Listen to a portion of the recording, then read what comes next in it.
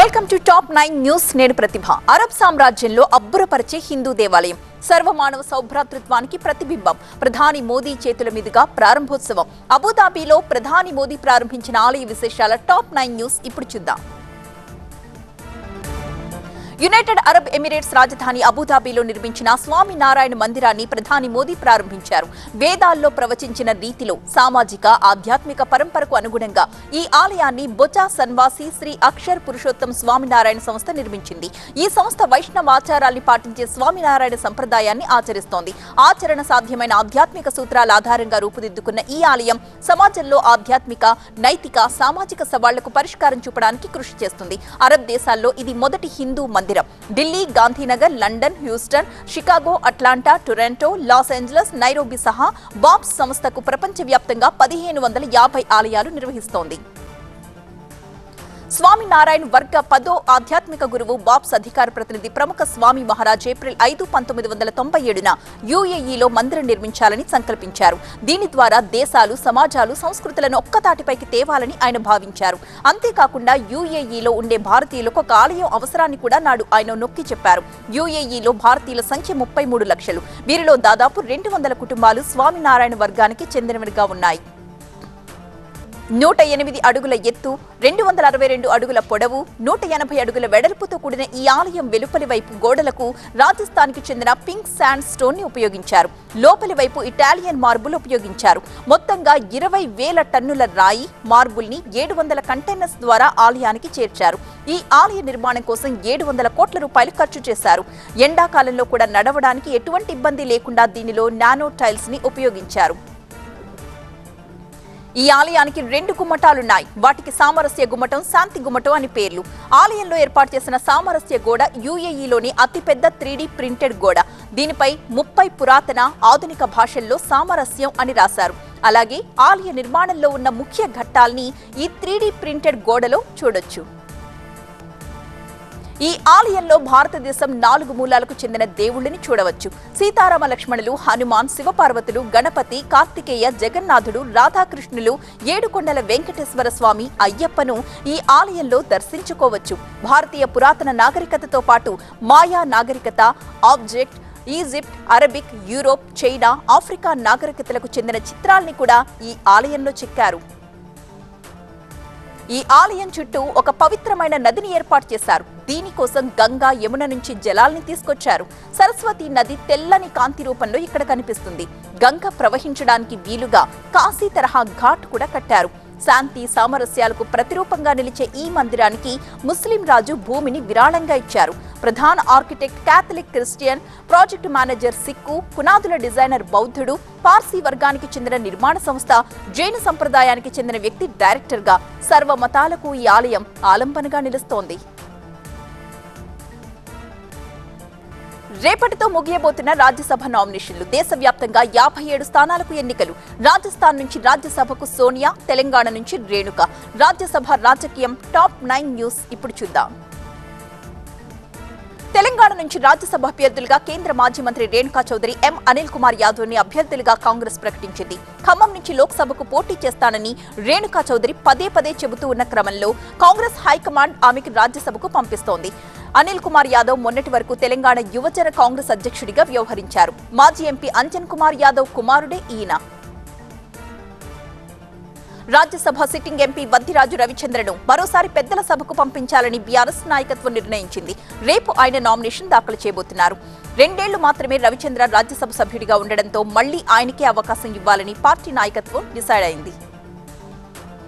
రాజ్యసభ ఎన్నికల బరిలో తాము నిలబడలేదని టీడీపీ ప్రకటించింది. సంఖ్యాబలం లేనప్పటికీ అభ్యర్థి నిలబడతారనే ఊహాగానాలకు పార్టీ తెరదించింది.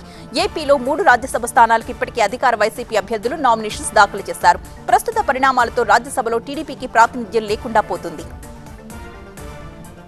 ఆరోగ్య సమస్యల కారణంగా వచ్చే ఎన్నికల్లో లోక్సభకు పోటీ చేయరాదని నిర్ణయించుకున్న కాంగ్రెస్ మాజీ అధ్యక్షురాలు సోనియా గాంధీ రాజ్యసభలోకి అడుగుపెట్టబోతున్నారు. రాజస్థాన్ నుంచి ఆమె రాజ్యసభకు నామినేషన్ దాఖలు చేశారు. జైపూర్లో రిటర్నింగ్ అధికారికి ఆమె నామినేషన్ పేపర్లు కూడా సమర్పించారు. సోనియా గాంధీ వెంట రాహుల్, ప్రియాంకతో పాటు రాజస్థాన్ మాజీ సీఎం అశోక్ గెహ్లట్ ఉన్నారు. బీజేపీ అధ్యక్షుడు జగత్ ప్రకాష్ నడ్డా గుజరాత్ నుంచి రాజ్యసభలో అడుగుపెట్టబోతున్నారు. ప్రస్తుతం ఆయన హిమాచల్ ప్రదేశ్ నుంచి రాజ్యసభ సభ్యుడిగా ఉన్నారు. అక్కడి నుంచి గెలవడానికి బీజేపీకి సంఖ్యాబలం లేకపోవడంతో ఆయన్ని గుజరాత్ నుంచి పోటీ చేస్తున్నారు. గుజరాత్ నుంచి రాజ్యసభకు ప్రాతినిధ్యం వహిస్తున్న కేంద్ర మంత్రులు పురుషోత్తం రూపాలా, మన్సుఖ్ మాండవీయకు తిరిగి అవకాశాన్ని కల్పించలేదు. వారు లోక్సభ బరిలో నిలిచే అవకాశం ఉంది. నిన్న బీజేపీలో చేరిన మహారాష్ట్ర మాజీ ముఖ్యమంత్రి అశోక్ చవాన్ లక్కీ ఛాన్స్ కొట్టేశారు. మహారాష్ట్ర నుంచి జరుగుతున్న రాజ్యసభ ఎన్నికల్లో ఆయన్ని అభ్యర్థిగా బీజేపీ ప్రకటించింది. రాజ్యసభ సీట్ ఇస్తారు అన్న హామీతోనే అశోక్ చవాన్ బీజేపీలో చేరినట్లుగా తెలుస్తోంది. కాంగ్రెస్ నుంచి శివసేన సిందే వర్గంలో చేరిన కేంద్ర మాజీ మంత్రి మిలింద్ దేవరా కూడా రాజ్యసభలోకి అడుగుపెట్టబోతున్నారు. మిలింద్ని సిందే శివసేన వర్గం అభ్యర్థిగా ప్రకటించింది. రైల్వే మంత్రి అశ్విని వైష్ణవ్ మరోసారి రాజ్యసభ బరిలో నిలబడ్డారు. ఒడిశా నుంచి ఆయన తిరిగి పోటీ చేయబోతున్నారు. ఒడిశాలో బీజేపీకి తగిన సంఖ్యాబలం లేకపోయినా అశ్విన్ వైష్ణవ్ అభ్యర్థిత్వానికి మద్దతు తెలుపుతామని బీజేడీ ప్రకటించింది. ఒడిశాలో ఎన్నికలు జరిగే మొత్తం 3 స్థానాలకు 3 గెలిచే సంఖ్యాబలం ఉన్నప్పటికీ బీజేడీ కేవలం 2 స్థానాలకు మాత్రమే అభ్యర్థులు నిలిపింది. దీంతో బీజేపీకి మద్దతిచ్చిన విషయం నిన్ననే స్పష్టమైంది. కేంద్ర మాజీ మంత్రి ఆర్పీఎన్ సింగ్ బీజేపీ తరపున రాజ్యసభలోకి ప్రవేశించబోతున్నారు. యూపీ నుంచి బీజేపీ అభ్యర్థిగా ఆయన నామినేషన్ సమర్పించారు. లక్నోలో జరిగిన కార్యక్రమంలో సీఎం యోగి ఆదిత్యనాథ్ సమక్షంలో బీజేపీ రాజ్యసభ అభ్యర్థులందరూ రిటర్నింగ్ అధికారికి నామినేషన్స్ పత్రాలు అందజేశారు. రాజీవ్ గాంధీ విగ్రహ ఏర్పాటుకు శంకుస్థాపన, కానిస్టేబుల్స్ కి అపాయింట్మెంట్ లెటర్స్, అసెంబ్లీ సాక్షిగా అధికార విపక్షాల సవాళ్లు, మహేశ్వర్ రెడ్డిని వరించిన ఎల్పీ పదవి. తెలంగాణ పాలిటిక్స్ టాప్ 9 న్యూస్ ఇప్పుడు చూద్దాం. సచివాలయం ఎదురుగా ఏర్పాటు చేయబోయే మాజీ ప్రధాని రాజీవ్ గాంధీ విగ్రహానికి ముఖ్యమంత్రి రేవంత్ రెడ్డి శంకుస్థాపన చేశారు. టెలికాం రంగంలో విప్లవాత్మక మార్పులు తెచ్చిన గొప్ప నాయకుడు రాజీవ్ గాంధీ అని సీఎం రేవంత్ కొనియాడారు. కేవలం జయంతి, వర్ధంతి సందర్భంగా దండలు వేసేందుకు విగ్రహం ఏర్పాటు చేయట్లేదన్నారు. మహానుభావుల విగ్రహాలు చూసినప్పుడు వారి స్ఫూర్తితో ముందుకు వెళ్లాలి అన్న భావన మనకు కలగాలన్నారు. విగ్రహావిష్కరణకు సోనియా గాంధీని ఆహ్వానిస్తామని తెలిపారు సీఎం రేవంత్ రెడ్డి. హైదరాబాద్ ఎల్బీ స్టేడియంలో పోలీస్ కానిస్టేబుల్స్ గా ఎంపికైన వారికి సీఎం రేవంత్ రెడ్డి నియామక పత్రాలని అందజేశారు. నిరుద్యోగ యువతకు అండగా ఉంటానని ఈ సందర్భంగా రేవంత్ భరోసా ఇచ్చారు. ఈ సందర్భంగా మాజీ సీఎం కేసీఆర్ పై రేవంత్ నిప్పులు చెరిగారు. ఏ తప్పు లేకుండా ఎవరికీ నష్టం జరగకుండా 2 లక్షల ఉద్యోగాల భర్తీ చేపడతామన్నారు. తెలంగాణలో గంజాయి ముఠాని కూకటి వేళ్లతో పెకిలించాల్సిన బాధ్యత పోలీసులపై ఉందన్నారు రేవంత్. తెలంగాణ సమాజం రైతులపై గౌరవం ఉంటే ప్రధాన ప్రతిపక్షం నిన్న మేడిగడ్డ ప్రాజెక్టు సందర్శనకు వచ్చేదని సీఎం రేవంత్ రెడ్డి అసెంబ్లీలో అభిప్రాయపడ్డారు. మేడిగడ్డ కుంగిపోతే అందులో నీళ్లు నింపడానికి అవకాశం ఉంటుందా అని ప్రశ్నించారు. కడియం శ్రీహరి హరీష్ రావుకు పెత్తనమిస్తా, నీళ్లు నింపి చూపించండంటూ సవాల్ విసిరారు. కాళేశ్వరం పైన, నదీ జలాలపైన చర్చకు తాము సిద్ధంగా ఉన్నామన్నారు సీఎం. సాగునీటి ప్రాజెక్టులపై శ్వేతపత్రం రిలీజ్ చేయడానికి ప్రభుత్వం సిద్ధంగా ఉందని ప్రకటించారు రేవంత్. సీఎంగా రేవంత్ రెడ్డి రాజీనామా చేసి తనకు అవకాశం ఇస్తే కాళేశ్వరం మరమ్మత్తు చేసి చూపిస్తానని బీఆర్ఎస్ ఎమ్మెల్యే హరీష్ రావు అన్నారు. కాళేశ్వరం ప్రాజెక్టు గురించి కాంగ్రెస్ వాళ్లు ఎంత తక్కువ మాట్లాడితే అంత మంచిదన్నారు. ఈ ప్రాజెక్టు ముమ్మాటికి తెలంగాణ వరదాయిని అన్నారు హరీష్ రావు. ప్రాజెక్టుకు సంబంధించిన విచారణ జరిపించి బాధ్యులైన వారిని నిరభ్యంతరంగా శిక్షించవచ్చన్నారు. అంతేకాని ప్రజా ప్రయోజనాలకు గండి కొట్టి తెలంగాణ రైతుల నోట్లో మన్ను కొట్టొద్దని హరీష్ రావు విజ్ఞప్తి చేశారు. బీఆర్ఎస్ మీద బురద చల్లి రైతులకు అన్యాయం చేయొద్దని సీఎంని హరీష్ రావు కోరారు. మేడిగడ్డపై చర్చించడానికి తమకు ఎలాంటి అభ్యంతరం లేదని, సీఎం భాషపైనే అభ్యంతరమని అన్నారు కడియం శ్రీహరి. సీఎం సహనం కోల్పోయి వాడరాని భాష మాట్లాడుతున్నారని ఆరోపించారు. సీఎం సంయమనం పాటించాలి, రాజగోపాల్ రెడ్డిలా మాట్లాడొద్దన్నారు కడియం. కాంగ్రెస్ పార్టీకి చీడ పురుగు రాజగోపాల్ రెడ్డి అని, పార్టీని మోసం చేసిన వ్యక్తి అని విమర్శించారు. దీనిపై కోమటిరెడ్డి రాజగోపాల్ రెడ్డి భగ్గుమన్నారు. బీఆర్ఎస్ నేతలు ప్రతిపక్షంలోకి వచ్చినా బీఆర్ఎస్ నేతలకు బుద్ధి మారలేదని రాజగోపాల్ రెడ్డి విమర్శించారు. తాను మంత్రి అవుతానో లేదో కానీ కడియం శ్రీహరి మాత్రం జన్మలో కారని భగ్గుమన్నారు. ఉద్యమకారుడు రాజయ్యను శ్రీహరి 2 సార్లు మోసం చేశారని ఆరోపించారు. పదవి బాధ్యతలు స్వీకరించిన తరువాత సీఎం రేవంత్ రెడ్డి ప్రజా సంక్షేమాన్ని గాలి కుదిలేశారని బీఆర్ఎస్ నేతలు ఆరోపించారు. మాజీ సీఎం కేసీఆర్ ని విమర్శించడం, దూషించడమే పనిగా పెట్టుకున్నారని మండిపడ్డారు. హుందాతనం మరచి ఇష్టానుసారం మాట్లాడుతున్నారని అన్నారు. అసెంబ్లీలో మైక్ ఇవ్వాలని అడిగితే ఇవ్వకుండా తమ గొంతు నొక్కే ప్రయత్నం చేస్తున్నారంటూ మండిపడ్డారు. బీఆర్ఎస్ ని తిట్టడానికే సభ నిర్వహిస్తున్నట్టుందని అన్నారు. ఒక సభ్యుడు మాట్లాడుతుంటే 20 సార్లు మైక్ కట్ చేశారని వివరించారు.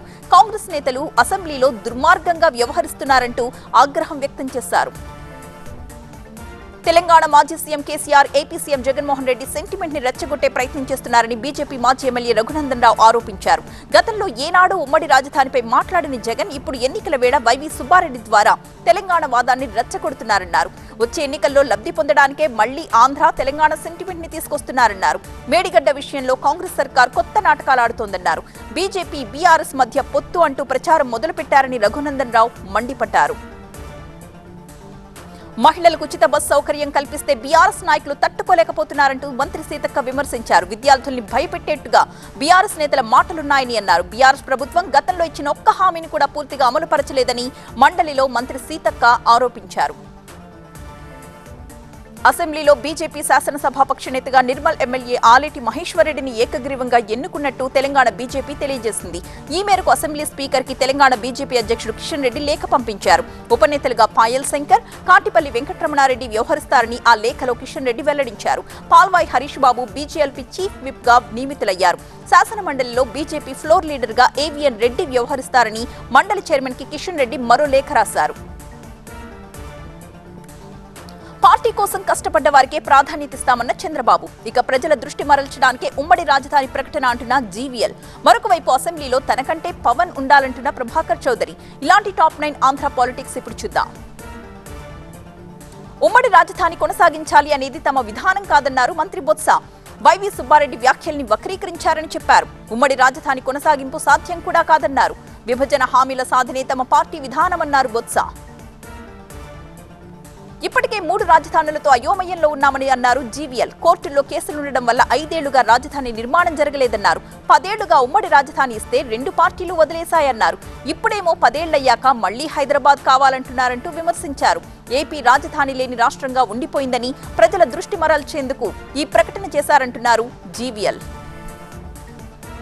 ఉండవల్లిలో చంద్రబాబుతో టీడీపీ సీనియర్లు భేటీ అయ్యారు. వైసీపీ నుంచి వచ్చి అందరినీ తీసుకోలేమని, అన్ని ఆలోచించే నిర్ణయం తీసుకోవాలని చంద్రబాబు అన్నారు. పొత్తులు, కొత్త చేరికల వల్ల పార్టీ కోసం కష్టపడ్డవారు నష్టపోకూడదన్నారు. పార్టీ కోసం కష్టపడ్డ వారికే మొదటి ప్రాధాన్యత ఇస్తామన్నారు చంద్రబాబు. బీజేపీతో జగన్ కుమ్మక్కయ్యారని ఆరోపించారు కాంగ్రెస్ ఇన్ఛార్జ్ మాణిక్యం ఠాగూర్. ఏపీని తీసుకెళ్లి బీజేపీ కాళ్ల దగ్గర తాకట్టు పెట్టేశారన్నారు. షర్మిల రాకతో కాంగ్రెస్ తిరిగి పుంజుకుందన్నారు. కర్ణాటక, తెలంగాణ లాగా ఏపీలో కూడా పలు గ్యారంటీలు ప్రకటిస్తామన్నారు మాణిక్యం ఠాగూర్. బీజేపీ వదినమ్మ, కాంగ్రెస్ చెల్లెమ్మతో చంద్రబాబు రాజకీయమంటూ విమర్శలు చేశారు కొడాలి నాని. నలుగురిని వెంట పెట్టుకున్న ధైర్యం సరిపోకే బీజేపీతో ఈ పొత్తులాట అన్నారు. ఢిల్లీ పెద్దల దెబ్బకు చంద్రబాబు ఏపీ రావడం లేదంటూ సెటైర్స్ వేశారు. ముందు నుయ్యి వెనుక గొయ్యిలా బాబు పరిస్థితి మారిపోయిందన్నారు కొడాలి. భీమవరంలో పవన్ పర్యటన రద్దుపై ఎమ్మెల్యే గ్రంథి క్లారిటీ ఇచ్చారు. పవన్ భద్రతని దృష్టిలో పెట్టుకుని అనుమతి రద్దయింది అన్నారు.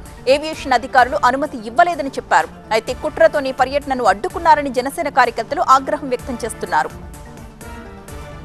కర్నూలు జిల్లా ఆలూరు నియోజకవర్గంలో అధికార వైసీపీలో రాజకీయాలు వేడెక్కాయి. మంత్రి గుమ్మనూరు జయరాం, ఆలూరు వైసీపీ కొత్త ఇన్ఛార్జ్ విరూపాక్షి తమ అనుచరులతో హొలగుందలో ఒకే రోజు అధికారిక కార్యక్రమంలో పాల్గొనడంతో అలజడి రేగింది. హొలగుంద నుంచి మార్లమడికి గ్రామానికి వెళ్లే రోడ్డుకు ముందుగా విరూపాక్షి భూమి పూజ చేశారు. ఆ రోడ్డుకు నిధులు కూడా మంజూరు చేయించింది తానంటూ మంత్రి జయరాం మళ్లీ భూమి పూజ చేశారు. అనంతపురం అర్బన్ టికెట్ పై ఉత్కంఠ కొనసాగుతూనే ఉంది. పవన్ కళ్యాణ్ అనంతపురంలో పోటీ చేస్తే తన సీటు త్యాగం చేసి గెలిపిస్తానని గతంలోనే చెప్పానని అన్నారు మాజీ ఎమ్మెల్యే ప్రభాకర్ చౌదరి. తన వ్యాఖ్యలకి కట్టుబడి ఉన్నానని స్పష్టం చేశారు. అసెంబ్లీలో తనకంటే పవన్ ఉండడమే అవసరమన్నారాయన. అయితే అనంతపురం టికెట్ తనకే వస్తుందన్న ఆశాభావాన్ని వ్యక్తం చేశారు. పవన్ కి కాకుండా ఎవరికైనా టికెట్ ఇవ్వాల్సి వస్తే చంద్రబాబుతోనే మాట్లాడతానన్నారు ప్రభాకర్ చౌదరి. వైసీపీ నేతలు చెవిరెడ్డి భాస్కర్ రెడ్డి, బాలినేని శ్రీనివాసరెడ్డి సంయుక్తంగా దర్శి నియోజకవర్గ వైసీపీ కార్యాలయాన్ని ప్రారంభించారు. విభేదాలు పక్కన పెట్టి చెవిరెడ్డి, బాలినేని కలిసి రావడంతో పార్టీ శ్రేణులంతా హర్షం వ్యక్తం చేశాయి. పార్టీ క్యాడర్ అంతా ఏకతాటిపై నిలిచి దర్శి నియోజకవర్గ ఇన్ఛార్జ్ బూచేపల్లి శివప్రసాద్ రెడ్డిని గెలిపించాలని చెవిరెడ్డి, బాలినేని ఓటర్లకు పిలుపునిచ్చారు. మోదీ, అరవింద్ కేజ్రీవాల్ కి మరోసారి ఈడీ సమన్లు. మధురలో వైభవంగా వసంత పంచమి వేడుకలు. టాప్ 9 నేషనల్ న్యూస్ ఇప్పుడు చూద్దాం. దుబాయ్లో ప్రధాని మోదీ, అరవింద్ కేజ్రీవాల్ కు మరోసారి ఈడీ సమన్లు. మధురలో వైభవంగా వసంత వేడుకలు జరిగాయి. అంతర్జాతీయ సవాళ్లు సహా అనేక అంశాల్ని ప్రధాని తన ప్రసంగంలో ప్రస్తావించారు. Artificial intelligence, crypto currency, cyber crime వంటి కొత్తగా ఆవిర్భవిస్తున్న సమస్యలు ఎదుర్కోవడానికి అంతర్జాతీయ ప్రోటోకాల్ ఏర్పాటు చేయాల్సిన అవసరం ఉందని మోదీ పిలుపునిచ్చారు. అబుదాబి పర్యటనలో భాగంగా ప్రధాని Modi Dubai Sheikh Mohammed bin Rashid Al ముక్తంతో భేటీ అయ్యారు. ద్వైపాక్షిక సహకారం, వాణిజ్యం, పెట్టుబడులు, సాంకేతిక పరిజ్ఞానం, ప్రజల మధ్య సంబంధాలు సహా అనేక విషయాలపై చర్చ జరిగినట్లుగా విదేశాంగ మంత్రిత్వ శాఖ వెల్లడించింది. ఇంటర్నేషనల్ ఎనర్జీ ఏజెన్సీ 50వ వార్షికోత్సవం సందర్భంగా ప్రధాని మోదీ అభినందనలు తెలియజేశారు. సుస్థిర అభివృద్ధికి ఇంధన భద్రత కీలకమని తన సందేశంలో ప్రధాని మోదీ పేర్కొన్నారు. భారతదేశం ఏడాది కాలంలోనే 11వ ఆర్థిక వ్యవస్థ నుంచి 5వ అతిపెద్ద ఆర్థిక వ్యవస్థగా ఎదిగిందని ఈ సందర్భంగా ప్రధాని వివరించారు. దుబాయ్లో జరుగుతున్న ప్రపంచ ప్రభుత్వాల శిఖరాగ్ర సదస్సులో భాగంగా మడగాస్కర్ అధ్యక్షుడు ఆండ్రీ రాజోలినీతో ప్రధాని మోదీ భేటీ అయ్యారు. ఈ ఇద్దరు నాయకులు కలుసుకోవడం ఇదే మొదటిసారి. మడగాస్కర్ తో బంధం మరింత బలపడేందుకు భారత్ కృషి చేస్తుందని మోదీ హామీనిచ్చారు. లిక్కర్ స్కామ్ లో ఎన్ఫోర్స్మెంట్ డైరెక్టరేట్ ఢిల్లీ ముఖ్యమంత్రి అరవింద్ కేజ్రీవాల్ కు 6వ సమన్లు జారీ చేసింది. ఈ నెల 19న విచారణకు హాజరు కావాలని ఆదేశించింది. తాము సమన్లు జారీ చేసినా పట్టించుకోవడం లేదని ఈ మధ్య ఢిల్లీ కోర్టులో కేజ్రీవాల్ పై ఈడీ ఫిర్యాదు చేసింది.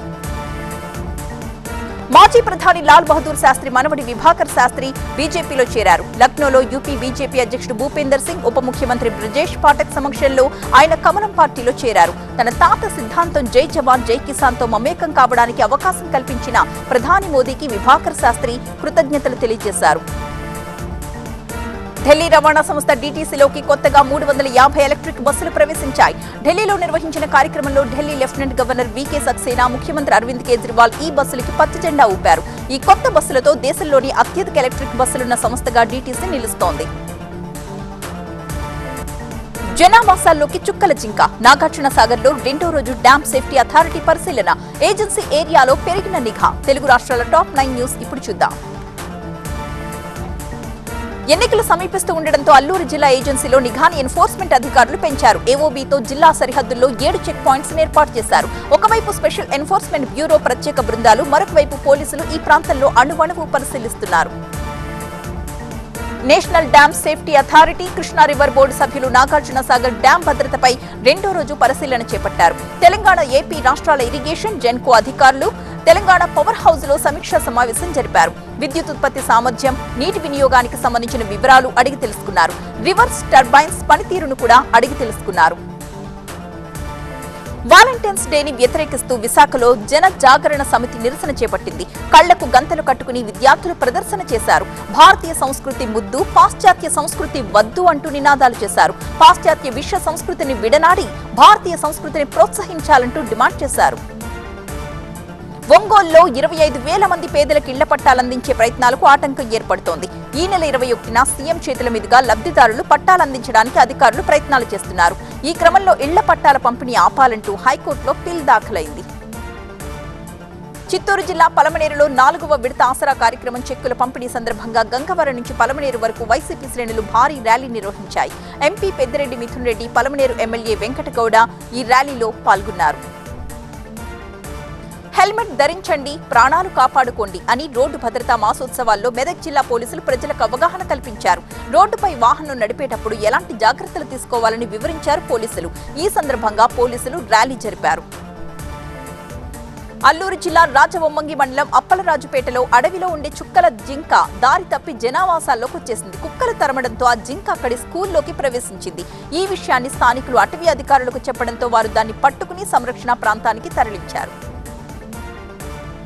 తిరుపతి టీటీడీ సంగీత కళాశాల ఆధ్వర్యంలో కళా వైభవం పేరుతో దక్షిణ భారత సంగీత నృత్యోత్సవ వేడుకలు ప్రారంభమయ్యాయి. 3 రోజుల పాటు జరిగే ఈ కార్యక్రమాన్ని టీటీడీ చైర్మన్ భూమన కరుణాకర్ రెడ్డి ప్రారంభించారు. కళల్ని పునరుజ్జీవింపచేసి సంస్కృతిని వెలసిల్లేలా చేసేందుకు టీడీపీ నృత్య కళాశాల విద్యార్థులు సన్నద్ధం కావాలని పిలుపునిచ్చారు భూమన.